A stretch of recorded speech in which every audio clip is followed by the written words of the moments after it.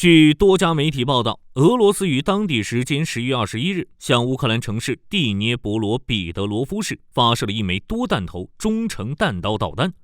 在当地居民拍摄的多段视频中，我们可以看到多枚弹头以极高的速度冲破云层，几乎垂直的同时撞向地面。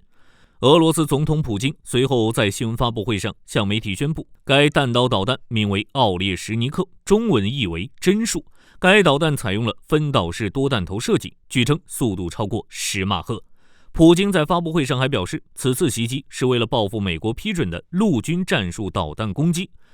尽管乌克兰官方在一开始宣称俄罗斯发射了一枚洲际弹道导弹，但美国官员和北约那边则认为这是一枚中程弹道导弹。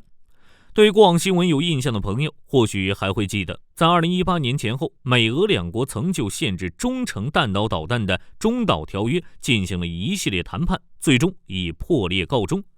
那么，到底什么是中程弹道导弹？为什么当年美苏不限制氢弹，不限制射程更长的洲际弹道导弹，偏偏要禁止开发和部署中程弹道导弹，时间长达数十年？今天我们就一起来聊聊中程弹道导弹背后的那些事。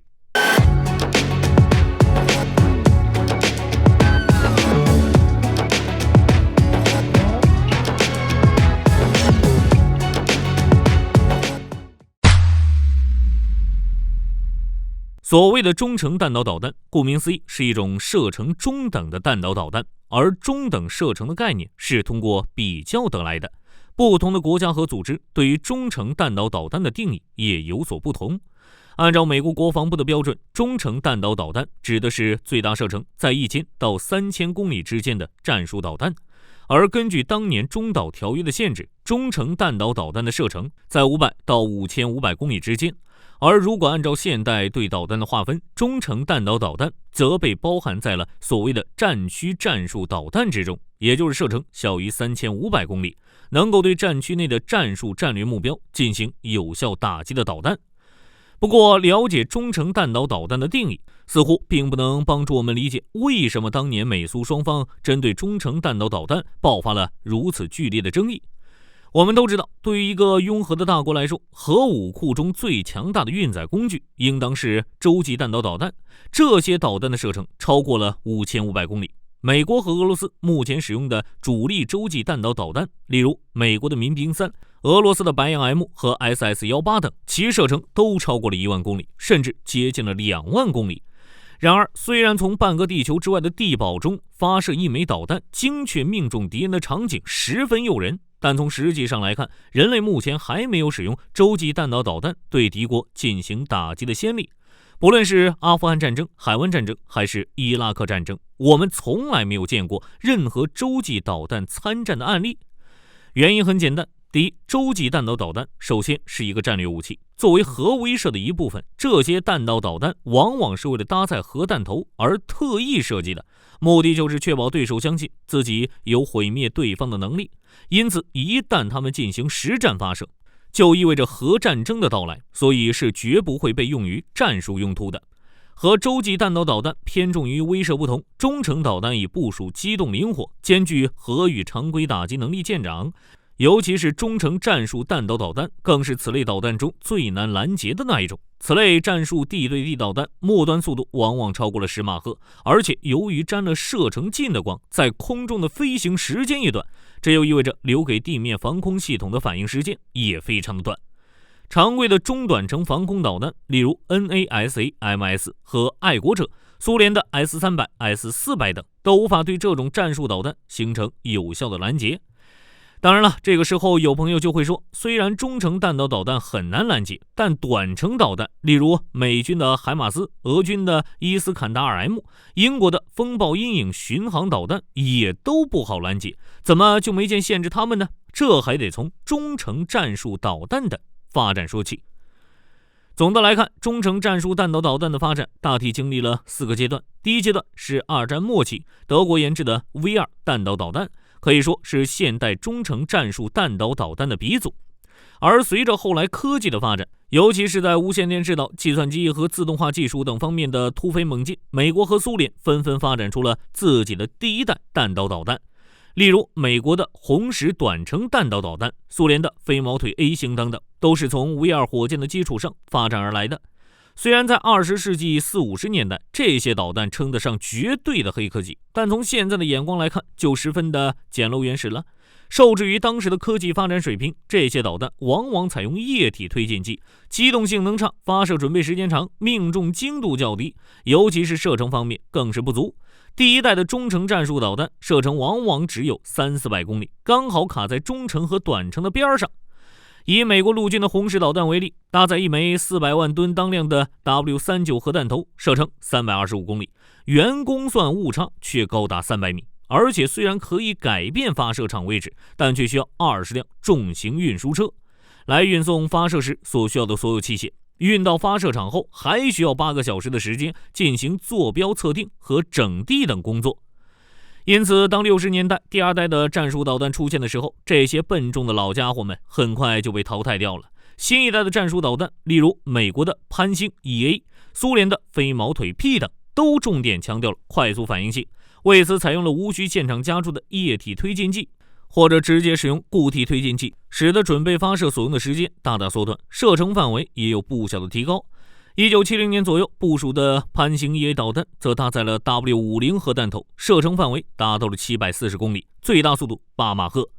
而随着80年代冷战进入白热化，第三代的战术导弹也开始出现了，尤其是随着雷达激光地形匹配以及卫星导航等技术的发展，以及机动弹头和多弹头技术的突破，中程战术弹道导弹实现了复合制导，具备多类型目标杀伤、多方位攻击和快速反应能力。其中，美国的潘兴2、苏联的 SS-21 原点、SS-23 奥卡等，都是这一时代比较有代表性的中程战术导弹。其特点是机动性好、命中精度高，且有较好的抗干扰和全天候作战能力。仍然以美国的潘兴2为例，搭载 W85 核弹头，在整体射程达到2400公里的时候，进一步加强了灵活性，使用了自定位的制导系统。导弹发射车可以安装在任何已探测的地点，在几分钟内就可以完成从准备到发射的全过程。也正是在这个时候，中程弹道导弹的发展戛然而止了，而且这一停就是30年。1983年，随着冷战的继续进行，美苏两国在欧洲的导弹部署达到了一个顶峰。为了回应苏联人部署在东欧前线的图 2M 战略轰炸机以及 SS-20 中程弹道导弹，美国做好了两手准备，一边拉着苏联人磋商谈判，削减双方部署在欧洲的中程核力量，另一边抓紧时间将新开发的潘兴2导弹送往欧洲各国。里根政府以零选项为前提，表示如果苏联撤出其所有的 SS-4、SS-5 和 SS-20 中程弹道导弹，美国也会相应取消部署潘兴导弹。然而苏联人坚持要求美国撤出所有的潘兴，换取苏联削减572枚中程导弹。显然这个方案让苏联占了很大的便宜，并在欧洲的核力量上占据了主动权，自然没有被美国人同意。1983年10月，第一枚潘兴导弹运抵欧洲，双方对中程导弹的削减谈判也陷入了终止。直到1986年，在英国首相撒切尔夫人的斡旋下，美苏恢复了多项军备控制谈判，而且不仅仅是中程弹道导弹，削减战略武器条约和对太空问题的谈判也在积极推进之中。